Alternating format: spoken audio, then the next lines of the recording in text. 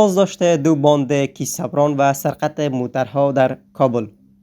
مسئولین امنیتی حوزه 11 شهر کابل از بازداشت دو باند متهم به کیسه‌بری و سرقت موتر خبر می‌دهند. به گفته مسئولین، اعضای این باند در کنار جیب زنی مردم موترهای را نیز در کنار سرک‌ها پارک می‌شدند، سرقت کرده و سپس آن را به ولایت‌های دیگر انتقال داده و به فروش می‌رساندند. ما از مزار شریف آمده بودیم همراه فوادنام که فوادنام در فعل کیسه‌بری بود. دیگه ما برآمده بودیم به خاطر نان خوردن که یک بار یک موتر برنگ نقره‌ای در قسمت قلعه نجارا بود. همونجا ویدنام پایان شد، موتر را گرفت برد طرف باغ بابر در یک سرای. باز ما را همراه ولی نام گرفتار کردن در سرای شمالی. بنان از ما پرسان کردن که موتر کجاست. با آدرس موتر ما دادیم، در باغ بابر در یک سرای بود. دیگه فوادنام فعل کیسه‌بری و فعل خرابی داشتن. فوادنام ما در شهر مزار شریف آشنا شده بودم دیگه تقریبا مدت 1 سال میشه. ما دریور تاکسی بودم، در همونجا تاکسیوانی میکردم. با یه آدم آشنا شدم، مرا گفت بیا بریم کابل، به مقدار 2000 افغانی روزانه برای دریوری کرام براتم چی میتم پیسه میتم، مملوی ما دریور باش. و من نمیفهمیدم که رقم یک شغل میکنه. پس آن فهمیدم خب کار اشتباهی بوده دیگه، حالا گرفتار ارگانای امنیتی شد. دیگه ما از دیگه موضوعاتش خبر نیستم. دیگه یک قضیه در طرف زورآباد کرده بود که او در کمره آمد و یک قضیه این موتر است که من خبر دارم. دیگه از دیگه موضوعات قضیهش ما خبر ندارم. یکی از افراد بازداشت شده در جریان تحقیقات میگوید که اعضای این باند با استفاده از شیوه‌های مختلف جیب مردم را میزدند و در برخی موارد نیز اقدام به سرقت موتر میکردند.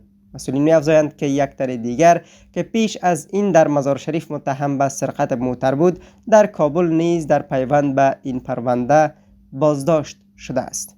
دلته مې غلا کوله، ارزان قیمت کې مې کوله، جیبونه مې وهل خلکونه او ټول ځایونه کې مې وهل. زه وم او فرمان را سره انډیوال مې و، پنډکی او رسول الله لاندې مې تېرو، پیسې مې خپلې خلکونه کرایي موټر ته به جګېدلم، ورسره به کېناستېدم. یوه میاشت کېږي چې زه کیسه‌بري ته غلا ته وتی یم. یو دفعه مې ارزان قیمت کې غلا کړې ده او یو دفعه دلته راغلی یم. نور خلاص یوه میاشت کېږي چې زه غلا ته راغلی یم. یو دفعه 2.5 زره وي، یو دفعه 4.5 زره وي. سوارلۍ موټر ته به جګېدلو، زه به مخکې سیټ کې کېناستم یا به څنګ کېناستم او ملګری به مې و، هغه به پیسې. یکی دیگر از افراد بازداشت شده که گفته می شود راننده رئیس فواد بوده، ادعا می کند که از فعالیت های مجرمانه او و دیگر اعضای این گروه اطلاع نداشته است. من آدم فوادنام دریور موترش بودم، در مزار کابل کار میکنم. موترش گرفته آوردم که خانه میشه کابل رو تسلیم کردم. پس رفتم خانه، پس آمدم که موتر خود گرفته بودم طرف مزار. نظر اینمی آدم کیسه‌بر بوده، نفر آمد موتر گوشه کرد سرای شمالی. من شاهد حال است، پیش رویم است. گوشه کردم، گفتم چی گپ است؟ ترافیک آمد. ترافیک آمد ببین جواز سیر می لیسانس موتر مشکوک است. مشکوک بریم. اوضاع آمدم که بعد فوادنام جیبی بیادرم زده نه مگه دیکو مگه جنجال شه ما کشیدیم بر. از سوی دیگر شماره از افراد که میگویند قربانی جیببری این افراد شده اند خواستار برخورد جدی و مجازات مجرمان هستند و داستان را این گونه بیان میکنند. 20 دقیقه یا 9 نیم شب بود که من دکان جمع کردم، طرف خانه میرفتم، در نفش سرک کوچه های چمن یک نوک موتر کرولای 2000 آمد در بغل دروازه خود زد که گوشه بر سرک. ما گفتم سرک خو کلان است. از موتر تا شد که ببخشید قاری صاحب فردین، ما خیلی گندیوالم کردیم تا بسیار جواب ببخشید مجازات بغل کشی کردن جیب مرا زد. 37000 روپیه جیبم همراه بجاکای مال که $100 بود. وقتی که پایتر از جیب مگرتن جیبای واسکت دیگه رقمی بود، رقم واسکت نبود، واسکتای وقتی بود جیبا چقدر است. سه پیرا مرا داخل موتر کش کرد که بیا تا گندیوال ما اگر تو ما را بشناسی. ما طرف خیال فردین کردیم، گندیوال ما قاریز به نام قاری فردین دیگه. تا بالا آخره که کامیاب شدن پیسه مرا دادن. نمی سر شمالی کراچی دارم، نمیدونم 9 بجه شب بود حرکت کردم تو طرف خانه می آمدم. طرف خانه رو نمی سر چمن موتر 2000 قاید کردم بغل موتر ضربت زد یک دفعه یک چاق کتا تاش تو بغل کشید. استاد اسد جان جو رسی بخیر است خیرتی است دیگه. بسیار تو فکر کو که بازور مرد موتر میشوندن.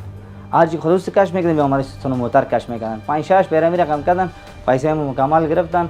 یک وقت یک درگه پیش شدم فکرم متوجه بجیب شدم. پس سرشان آمدم مردم هم صدا کردم. دم حین مردم صدا کردن موتر جاگل شد. هر چیکت موتر روشن نشد. موتر واده که بیادر موتر روشن کرد ما را کرد موتر هم زد و حرکت کرد. مسئولین امارات سرش فیرم کرد.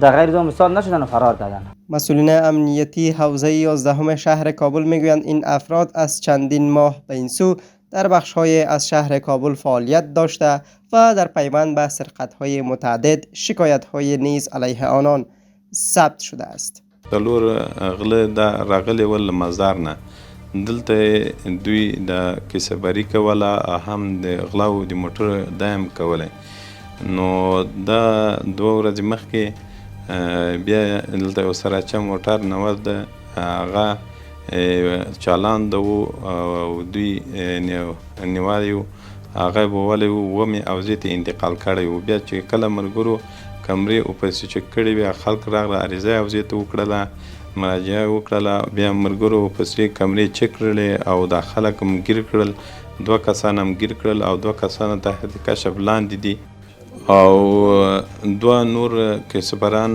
نیول سوي دي هغه له 45,000 افغاني روپۍ سره چې دلته کسبري کوله نو هغه هم نور نیول سوي دي د هغه هم 200 برابر دي هغه هم انشالله هغه انتقال سی.